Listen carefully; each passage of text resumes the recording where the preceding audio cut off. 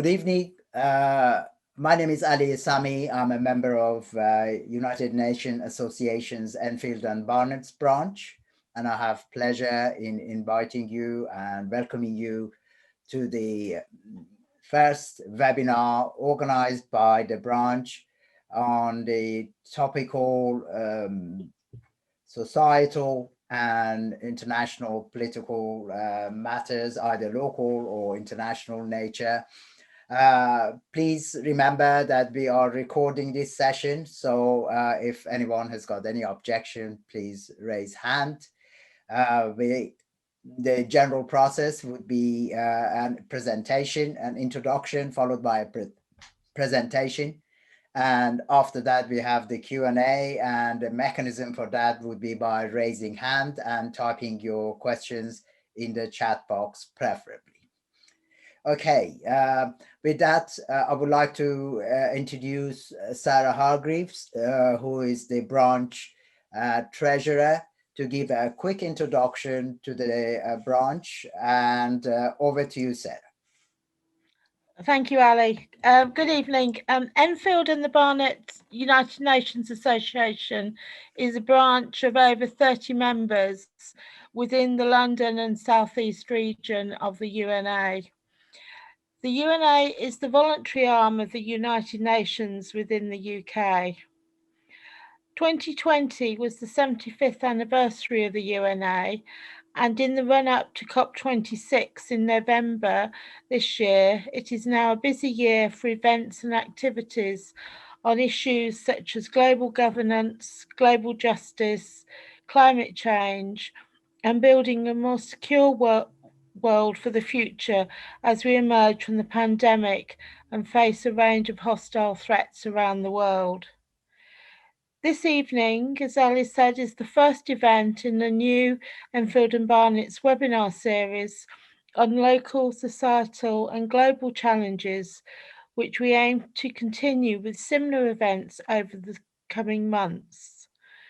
The local committee has supported the organisation of this event. We also hold a regular book club, currently on Zoom, discussing any issue relating to the UN Charter.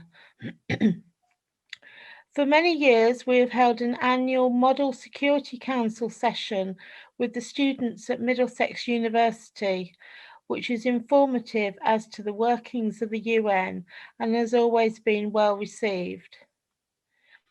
If you are interested in becoming a member, you will have access to these local events and also the events and talks run by the London and South East region and other groups affiliated to the United Nations Association nationally.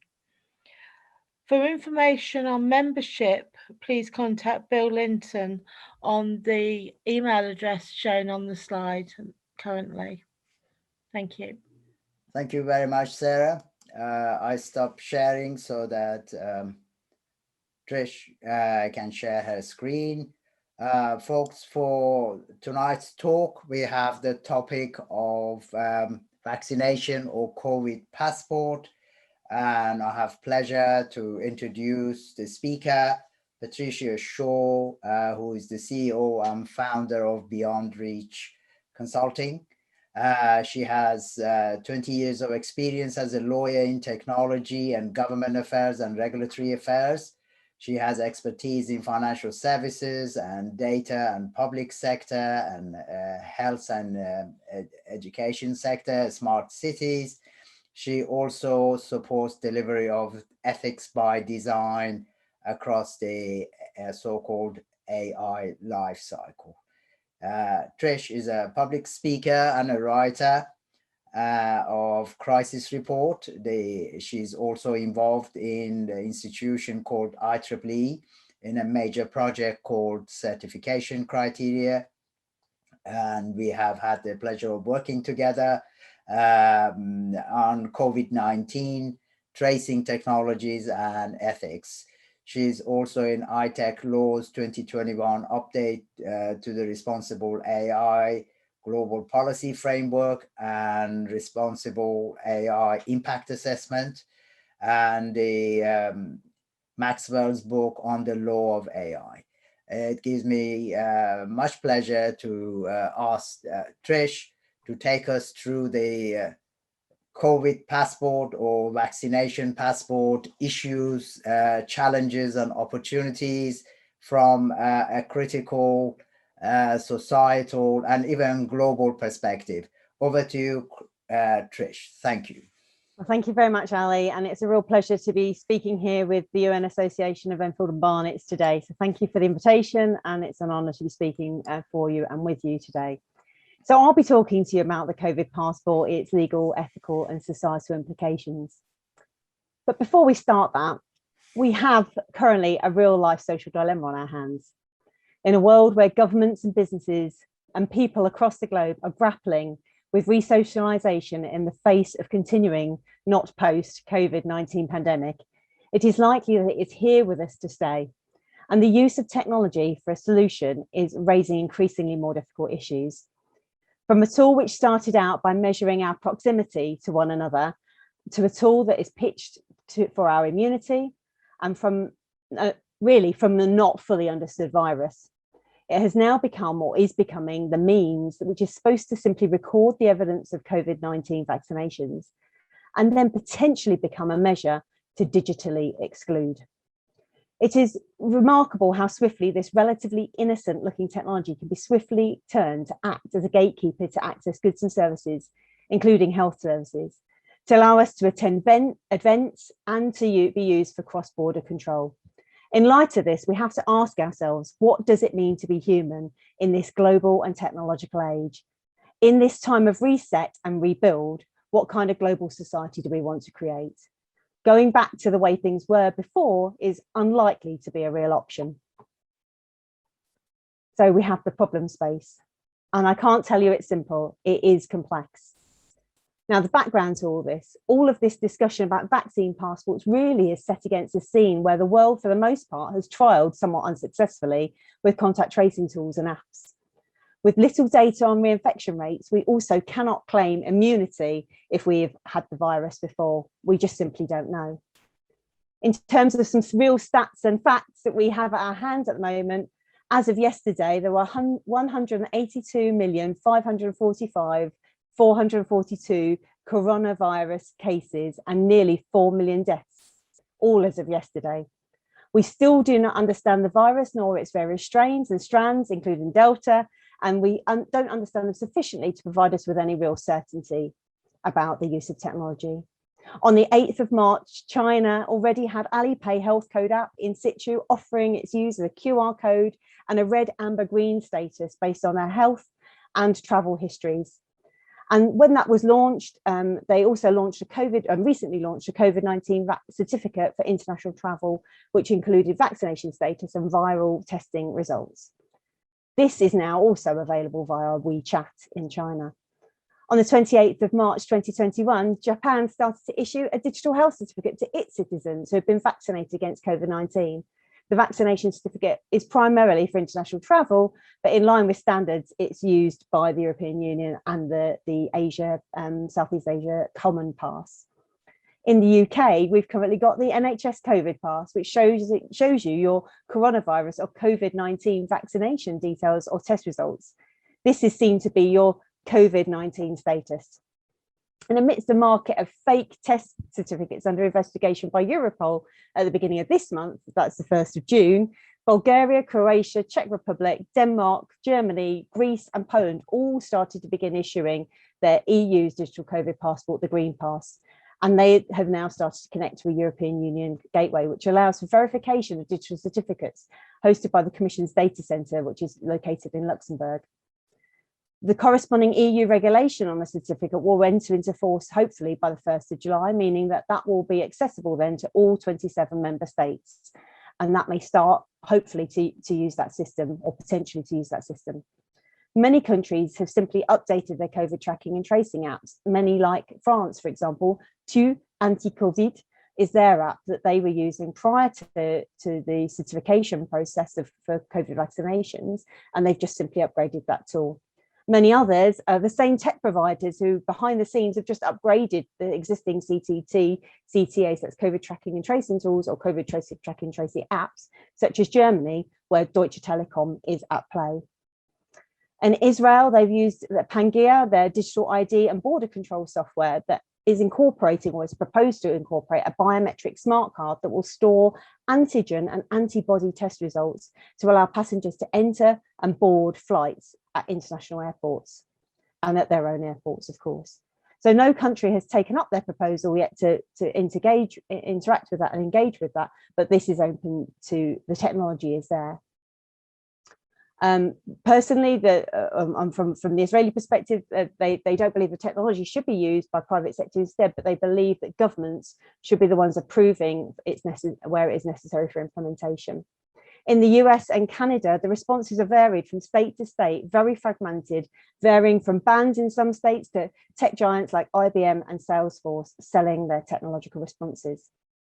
So what does this all mean?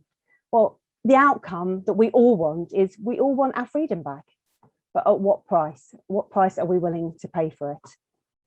For the lockdown easing, to protect the economy, to save our jobs, to regain friendships and family relationships, for our mental well-being, to build confidence. Does this provide all and sufficient public legitimacy for whatever public measure may be bestowed upon us? Wasn't it only a few weeks ago we heard the chants of the mantra, save our NHS, to legitimise our self-selected imprisonment? The problem is not only just with the confused public messaging that we're having, and that's just here in the UK, we're all faced with this dilemma of vaccination itself. Not everyone can have the vaccine, whether for medical reasons or for reasons of being under a certain age, like under the age of 18. Not everyone wants to have the vaccine, whether by conscientious objection or free will choice. So how could or should we treat people who have had the vaccine? What about those who haven't? And does this justify the creation of a tiers or a tiered society of those who've been vaccinated and those who've not been vaccinated? The choice and any workarounds to help make the benefits of vaccination accessible to those who are not vaccinated may be acceptable in the UK, where the vaccine is free, but what about other nations where the vaccine may not be freely available? Suddenly that choice and the freedom that comes with it comes at a price tag. The reasons people choose vaccination are many, but also really important here for us to consider. Is it an altruistic act of selflessness? Is it a social duty, or playing your part as part of a nation? Or is it a means to an end? What element of the moral and emotional persuasion, and even gaslighting, dare I say, has occurred to enable people to return to work, to return to events, to access and use buildings and venues, or go anywhere where there is a crowd? That would include to return to travel, to return to holidays, to return to international working. This freedom of movement and cross-border control is further impacted by whether a country is listed on a red, amber, green list and what associated measures are applied. Most recently, I know of people that have spent £900 on PCR tests wrapped around a holiday to Portugal. This obviously leaves a great deal of scope for international discrimination, preferential treatment for certain economies that manage to vaccinate their people or get their figures and keep their COVID figures down. If it were just a matter of public international law, that would just be too easy. In the midst of this problem space, we have a myriad of governmental, non-governmental, commercial actors, including healthcare institutions where healthcare institutions may not be nationalised industries, and technology vendors whom are in a private sector and may not be working through a public sector contract in that regard. And so there's a variety of different use cases and different scenarios to which these COVID passports can be applied. And with each new context of potential application of a COVID vaccination passport, we have a number of contextual concerns. So to my next slide here, it's about the technology. Its use is just simply not simple. It's complex. Assuming that a person is either vaccinated or has a dispensation for vaccination that permits a person access to this COVID vaccine pass, what does that mean for them in the practice, in the long run as well? In the UK, alternatives are being provided in the form of a COVID pass, and that's in a letter paper form, but that may be a condition precedent of the app-based technology. But for some, that may be a condition precedent of app-based technology, that you're having to have a smartphone or some particular device, be a particular age, have particular storage capacity on your phone, or indeed a required operating system on your device. This poses constraints for the person concerning the device itself. What device you have will also determine how interoperable it is with other devices. COVID pass readers and systems may just simply not work with it. A paper-based letter is easily lost, as we all know. How many of us have lost letters in the past? And it can be vulnerable to damage and destruction. If you get water spilt over a coffee, what happens to your credibility with this letter? It also carries a greater risk of fraud and fraudulent and fake copies being made to circumnavigate the rules. And this is what Germany have been experiencing of late. An app-based COVID vaccine pass may seem less corruptible, but I do not currently see Apple or Google coming to the aid of nations and vendors to ensure devices, readers and systems can talk to one another in machine-readable code via QR or V code or any other interfaces. Aside from the devices itself, there is no agreed format in which to transfer health data from one person to provider or provider to provider, and or from healthcare institution to provider. Without this, how can we be assured of the data provenance and the data quality? Without some digital biometric identification verifying the person, pinning that data to the person, how can we validate that a vaccine record is associated with a person, say Joe Bloggs of 1 Acacia Avenue, and that the app belongs and is in the hand of that self-same Joe Bloggs of 1 Acacia Avenue? So we are asking for more technology to be added, more different types of apps, more different verification tools to be assuring the identity of an individual on top of the vaccine. For now, we're just talking about a record of a vaccination, but it is not inconceivable that the level of health data required to be shared by the user may grow. Whether it's a COVID vaccine in conjunction with other vaccines or records of PCR tests or other lateral flow test results, such as we have in the UK, you can record the LFT results on your app. But whether or not you take other medicines may be included, that particularly those that could impact or have an efficacy problem with the vaccine. We can therefore see a gradual deep data creep. So data creep, and it's a real risk for deployment of this technology. Behind the scenes of all this technological and non-technological approach, there will be a risk of fraud, crime, and cybersecurity. Whether data is held locally in the device as a part of an edge federated system or centralized on a server, there is a potential for a honeypot for hackers. And it's not just personal data we have to worry about, but it's the data creep I've just mentioned. This could contain some quite sensitive health data, and no amount of anonymization can get around that. This could carry with it some cultural sensitivities in some jurisdictions as well, so being mindful of that. And depending on the jurisdiction, what information is being required to be conveyed, language barriers could not only cause a cultural and communication barrier, but may also result in meaning not being conveyed due to something being lost in translation, depending on the translation and the natural language processing capabilities of the tools. If data is to be conveyed in any kind of app or device from the cloud, what assurance do we have that the test results or the vaccination results will be available up to date and accessible in real time? When you're at that airport, when you're needing to present, when you're going to an event, when you need to present your app, is it going to be there and reliable for you? What happens when the servers go down, they get held over a ransomware, the lights go out? Where will that leave human mobility? So in consideration of technology, we must be very wary of our own biases and the biases of our governments towards techno-solutionism. Now, I've mentioned some of the background, I've mentioned some of the technical implications, but there are legal implications, and it's not simple. There is no one law to oversee all laws, if only. The COVID vaccine passport regime has international scope, yet no international agreement or treaty or standards are to be recognised as yet. The closest we have is this potential law coming through in July from the EU. This not only has ramifications for the recognition of fragmented technology use, or certainly that at least outside the EU, but also in terms of international recognition of the vaccines themselves. Say you're an individual who's gone to the trouble and potential expense and personal effort to get vaccinated. You keep a record of that vaccination, you travel, but the vaccine is not recognised, or more pertinently, trusted in the jurisdiction where you land. You're stranded, or at best swiftly returned to the jurisdiction of departure. This is a nightmare waiting to happen. The World Health Organization currently recognizes 13 different vaccines which can be administered, but this does not guarantee a country's recognition of it for entry-exit purposes. Aside from the legalities concerning the vaccine, there are many other laws that play in re-socialising this world, depending on the context. Human rights, but these will vary depending on jurisdictions' recognition of them, whether it's the UN Convention, whether it's the Universal Declaration, whether it's the European Convention, or whether it's the European Fundamental Rights Charter. There's a myriad of them, and not every jurisdiction recognises them all.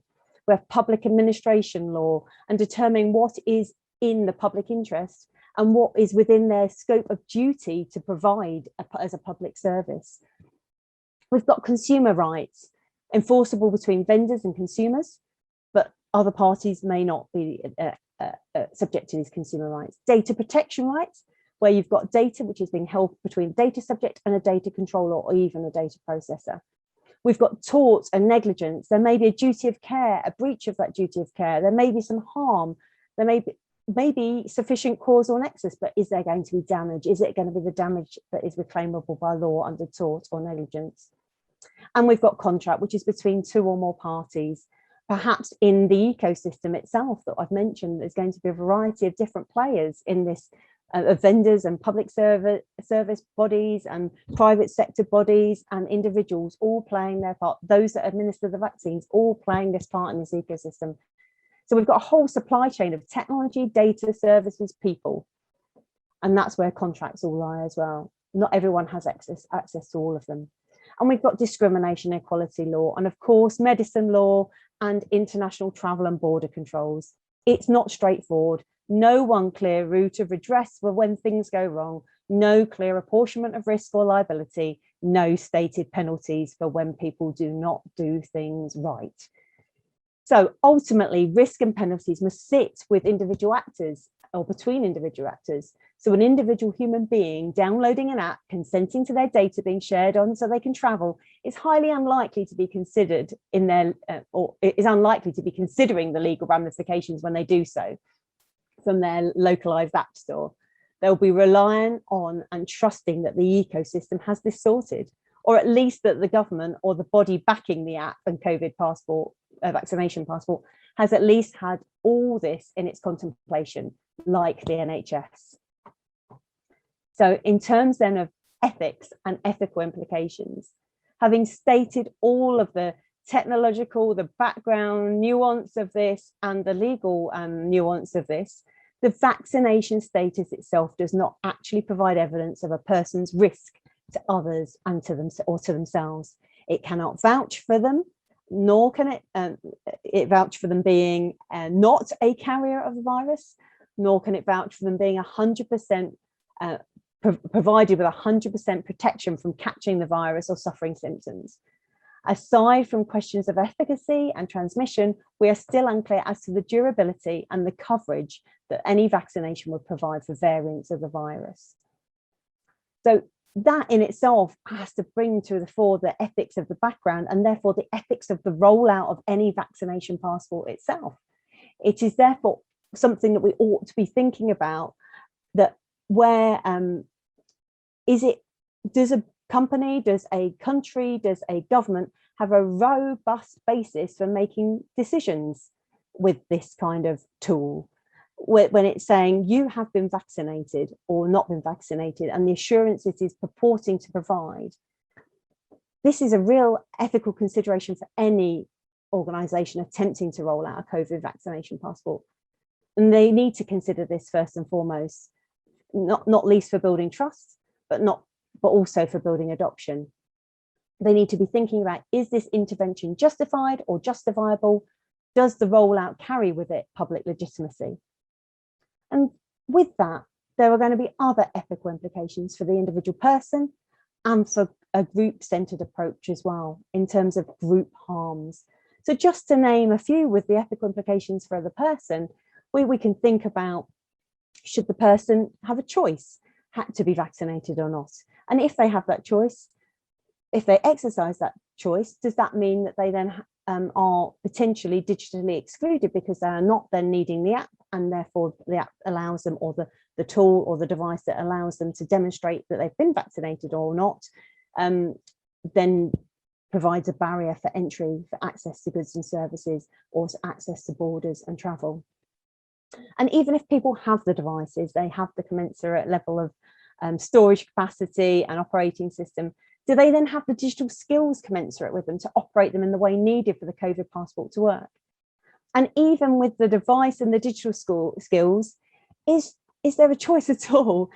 Can they have the choice to have the COVID passport, and can that choice be effectively then taken away? What autonomy is there for that individual to have that passport and to have that passport taken away? At what point is the agency handed over to the apps ecosystem? What point does the digital passport itself expire and have to be renewed? What does that mean in terms of booster shots and the like? And trust is a key player here. And what harms can ensue if they do, and what harms can they ensue if they don't take this COVID passport or don't have the vaccine? These are all in play around the ethics of this situation. And not least as well, we've got the issue of this is a medical intervention, a vaccine, and there is surely a patient caregiver fiduciary duty and confidentiality associated with this. Where does this sit and subsist within the ecosystem of a digital COVID passport, COVID vaccine passport? And is it worth the risk? Is it really worth it? Can the individual find alternative ways to achieve the same ends, which are less privacy and autonomy invasive? And there's a real lack of transparency and accountability at this time.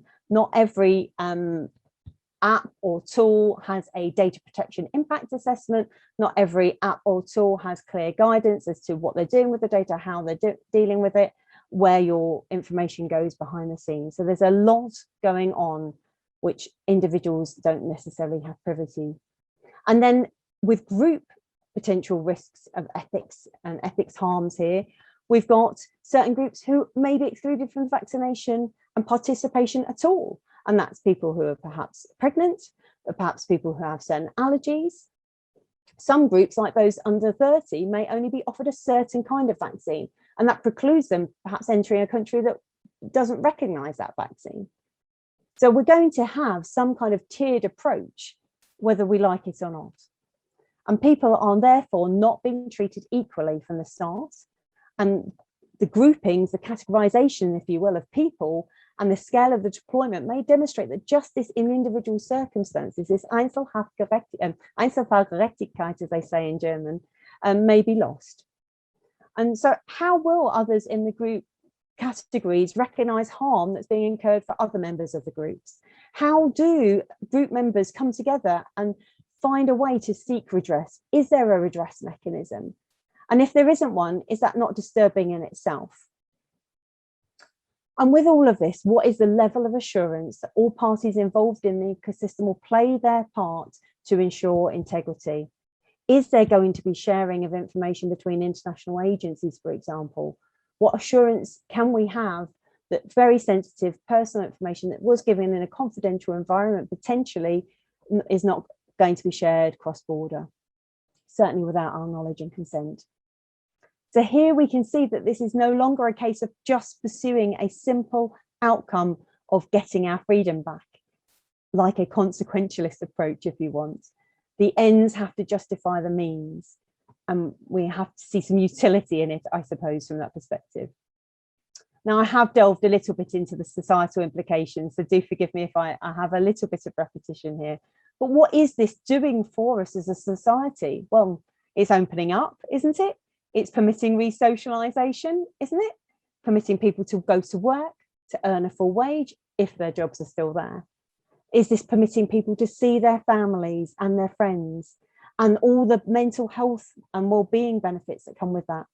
And for many first-time mums caught in this lockdown, their babies for whom a playgroup will be completely novel, won't that be a great example and experience for them when they get there? And for many elderly who've been unable to leave their homes, dementia has set in. Fear and loss of confidence of going outside their house may continue to hold them in their own self-imposed imprisonment. And for those that have not used up their daily exercise allowances and or who have simply just gained weight, like me, there will be further health benefits of actual being able to leave the house, the home, travel, even if it is to and fro from work. But all of this, is this appropriate? Is this what we need? How do we get this? Could this all happen still without a COVID passport, COVID vaccination passport? Or is COVID vaccination passport the only way to benefit from these societal benefits that I've just presented? I think the answer has to be that simply that COVID passport isn't the only way to make that happen. We can achieve it without a COVID vaccination passport. And that brings us back to that tech solutionism idea. So then I suppose generally, again, we need to ask ourselves, what is this doing to us? An oversimplification of a complex problem, but thinking about, is this enforced digitization? Is this imbuing on us tiers of access? Is there potential to legitimize differential treatment, pressures to conform, and gaslighting by governments? Do the positives ultimately outweigh the negatives? So we've a number of things to consider about the kind of society we want to create. So where do we go from here? How can we internationally recognize the legal safeguards necessary to create the kind of society we all can live in together, with no nation left behind? Would it help to coordinate internationally recognizable standards with certification to promote trust and confidence in legal, ethical, and societally beneficial approaches to COVID vaccination passports? Does providing sufficient alternatives to the digital solution suffice not to coerce or leave digitally excluded behind? And when we talk about digitally excluded, we must be reminded that there are people in refugee camps around the world, including Europe. Is giving the choice to have the app or not have the app sufficient a question to legitimize COVID vaccination passport action and rollout? You have the choice to download the app or not download the app, after all, don't we? Isn't this at its core not about the technology, but about how we find a means to share data for public good and in the public interest? What do we deem to be public good and in the public interest? Interesting journey we've all been going on.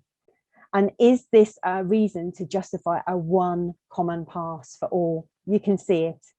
So technologically, we're at a stage, the stage may be set for COVID vaccine passports, but there are a myriad of state and private sector actors already there and ready and waiting to govern and oversee them.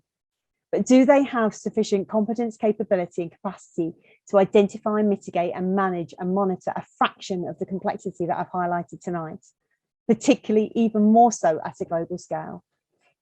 I would argue that they do not. So of concern for me is that what we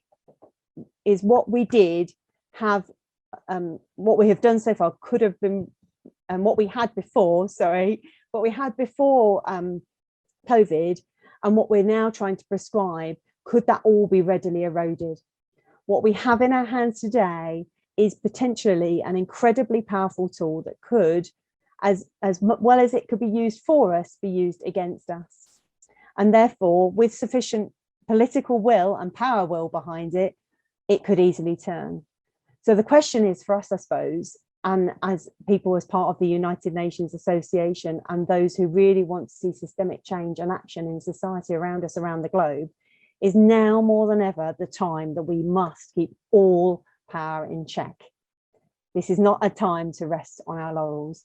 And certainly now we've got a technology like quite innocuous looking technology like COVID vaccination passports.